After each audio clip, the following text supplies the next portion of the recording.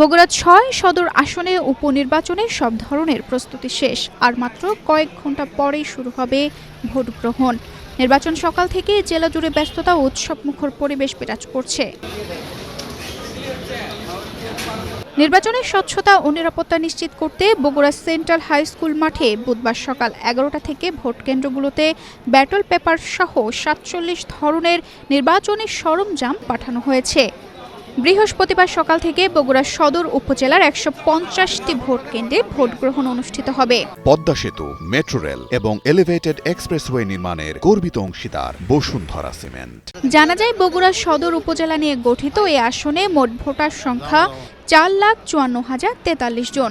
এর মধ্যে পুরুষ ভোটার ২,২২,৭৯৬ জন এবং নারী ভোটার ২,৩১,২৩৭ জন। তৃতীয় লিঙ্গ ভোটার রয়েছেন ১০ জন। ১১টি ইউনিয়ন নিয়ে গঠিত সদর উপজেলায় মোট ভোট কক্ষ রয়েছে ৮৩৫টি। এর মধ্যে স্থায়ী ৭৮৭টি আর অস্থায়ী ৪৮টি।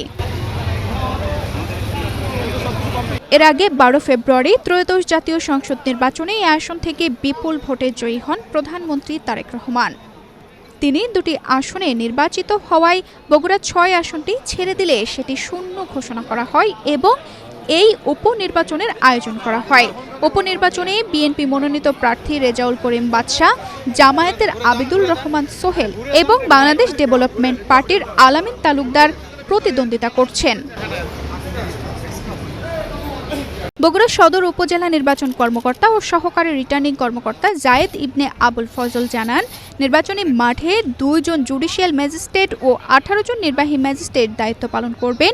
এছাড়া ২,৬৫৫ জন ভোট গ্রহণ কর্মকর্তা, ১,৩৮২ জন পুলিশ সদস্য, প্রায় ২,০০০ আনসার সদস্য, ৮ প্লাটুন বিজিবি, ১০ প্লাটুন র্যাব, সেনাবাহিনী এবং ডগ স্কোয়াড সহ আইন শৃঙ্খলা বাহিনীর সদস্যরা মোতায়েন থাকবে। অবাধ, সুষ্ঠু ও নিরপেক্ষ নির্বাচন নিশ্চিত করতে সকল ধরনের প্রস্তুতি সম্পন্ন হয়েছে। রিটার্নিং কর্মকর্তা ও সিনিয়র জেলা নির্বাচনী কর্মকর্তা মোহাম্মদ ফজলুল করিম জানান, এবারের নির্বাচনে বাড়তি সতর্কতার অংশ হিসেবে সবকটি কেন্দ্রেই প্রযুক্তিগত নজরদারির ব্যবস্থা করা হয়েছে। বুধবার সকাল থেকে আমরা ব্যালট পেপার সহ সব ধরনের সামগ্রী বিতরণ শুরু করেছি। এবার বিশেষ পদক্ষেপ হিসেবে বগুড়া সদরের প্রতিটি কেন্দ্রে সিসিটিভি ক্যামেরা স্থাপন করা হয়েছে। এখন পর্যন্ত জেলার সার্বিক পরিস্থিতি সন্তোষজনক রয়েছে। তানজিদা রহমান, ইনায়া, বাংলাদেশ প্রতিদিন।